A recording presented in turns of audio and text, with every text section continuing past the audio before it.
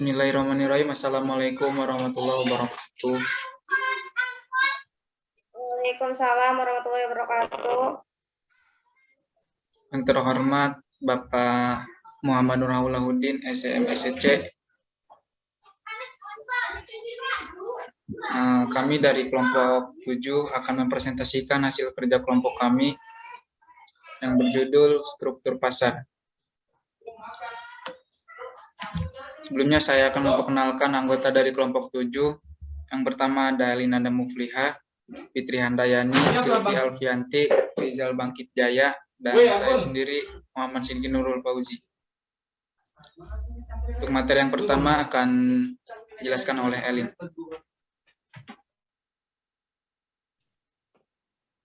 Pengertian struktur pasar.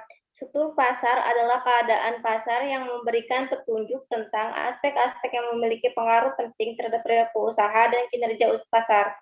Aspek-aspek tersebut diantaranya jumlah penjual dan pembeli, hambatan masuk dan keluar pasar, keragaman produk, sistem distribusi, dan penugasan pangsa pasar.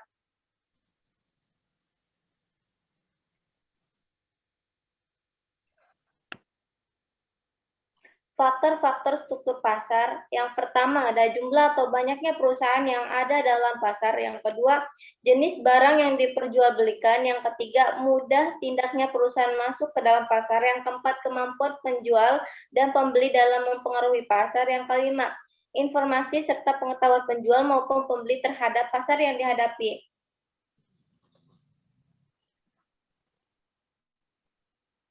Klasifikasi struktur pasar. Ada 4 jenis struktur pasar, yaitu yang pertama ada pasar persaingan sempurna, yang kedua pasar persaingan monopolistik, yang ketiga pasar oligopoli, yang keempat pasar monopoli.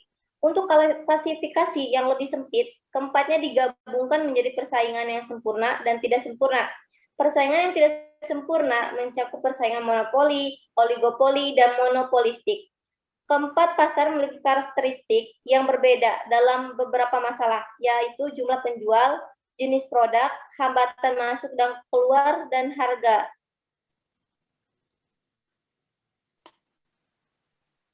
Jenis-jenis struktur pasar.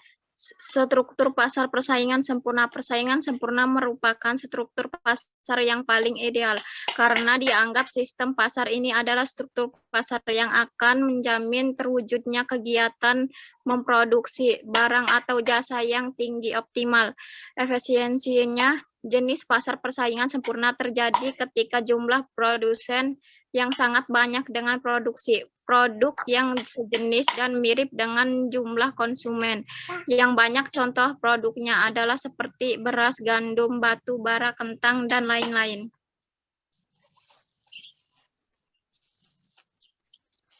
Struktur pasar persaingan monopolistik. Pasar persaingan monopolistik mirip dengan persaingan sempurna. Pasar terdiri dari sejumlah besar penjual dan pembeli. Hambatan untuk masuk dan keluar ada tetapi rendah.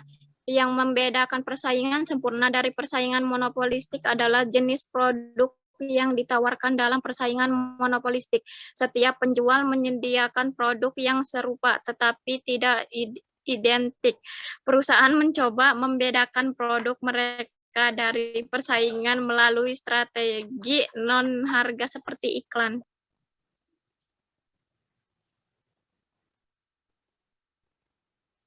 Yang ketiga, struktur pasar oligopoli. Pasar oligopoli adalah suatu kondisi di mana hanya terdapat segelintir perusahaan yang menguasai pasar. Sebagai gambaran, monopoli adalah suatu pasar yang dikuasai satu perusahaan. Duopoli adalah pasar yang dikuasai dua perusahaan, sementara pasar oligopoli adalah dikuasai oleh dua atau lebih pedagang atau produsen.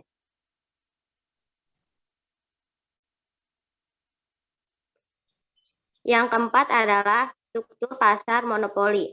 Perusahaan-perusahaan yang bisa menghidupi banyak hajat hidup masyarakat dengan produk yang mereka buat dan tidak ada pihak lain yang memproduksi atau menyainginya disebut sebagai pasar monopoli. Jadi bisa diartikan kalau pasar monopoli adalah sebuah perusahaan atau bentuk pasar yang hanya satu saja, namun produk atau jasanya ini dibutuhkan atau digunakan banyak orang tanpa kompetitor di produk yang sama.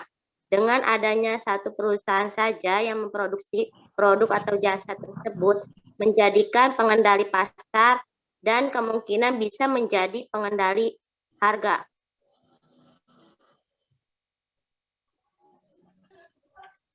Kelebihan dan kekurangan struktur pasar. 1. Persaingan pasar sempurna. Kelebihan, harga benar-benar terbentuk melalui mekanisme harga. Harga yang terbentuk tidak ada campur tangan pemerintah maupun asosiasi produsen. Dalam jangka panjang, akan terjadi harga menguntungkan konsumen, karena harga dibentuk dari biaya rata-rata minimum, sehingga pasar menjamin diproduksinya produk dengan biaya rendah. Persaingan sempurna tidak memerlukan adanya iklan, karena jenis barang, kualitas, dan harganya hampir sempurna, hampir sama. Kekurangannya yaitu keuntungan dalam skala normal, sehingga beberapa perusahaan sulit menyediakan dana untuk pengembangan. Konsumen dapat merasa jauh dalam pembelian, karena pada pasar adalah produk homogen, sehingga membatasi pilihan konsumen. Persaingan sempurna dapat menimbulkan biaya sosial. Perusahaan yang abai dengan biaya sosial akan menimbulkan kegiatan produk yang merugikan masyarakat, misalnya polusi, penggunaan bahan pengawet berlebihan, dan lainnya. Yang kedua yaitu pasar persaingan monopolistik. Kelebihannya yaitu menghasilkan barang berbeda corak, distribusi pendapatan dalam masyarakat lebih merata, karena produsen terdiri dari perusahaan-perusahaan kecil yang memperoleh untung normal. Maka pemilik modal tidak memiliki kekayaan yang berlebihan dan kesempatan kerja yang diciptakan lebih besar. Kekurangannya yaitu operasinya tidak seefisien pasar persaingan sempurna. Hal ini dikarenakan harga lebih tinggi, kuantitas produk lebih rendah, dan tidak tercapai efisiensi baik produktif maupun alokatif. Perusahaan tidak mempunyai gerakan untuk berinovasi yang disebabkan oleh modal dan pasar yang terbatas.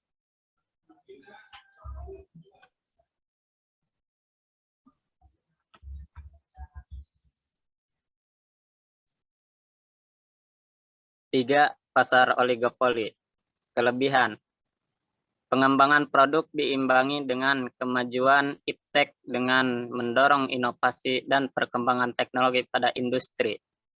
Penjual leluasa menentukan harga. Perusahaan dapat mengendalikan harga karena jumlah penjual yang sedikit. Kekurangan, tingkat efisiensi rendah. Adanya perang harga antar produsen menghambat perusahaan baru.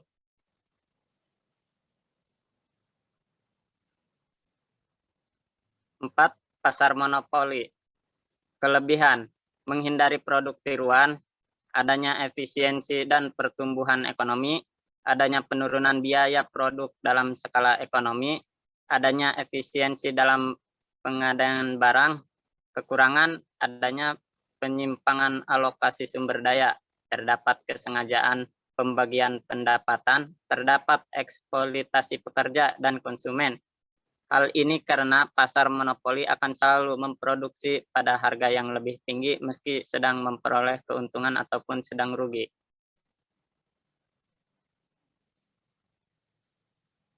Kesimpulan, pasar adalah suatu sarana yang di dalamnya ada unsur penjual dan pembeli, baik itu pasar tradisional, pasar modern, dan banyak lagi macam bentuknya. Pasar juga tempat bertemunya antara penjual dan pembeli, baik secara langsung maupun tidak langsung. Struktur pasar adalah pengelolaan produsen kepada beberapa bentuk pasar berdasarkan pada ciri-ciri seperti jenis produk yang dihasilkan, banyaknya perusahaan dalam industri, mudah tidaknya keluar atau masuk dalam industri, dan peranan iklan dalam kegiatan industri. Adapun jenis-jenis pasar yaitu pasar persaingan sempurna, pasar persaingan tidak sempurna.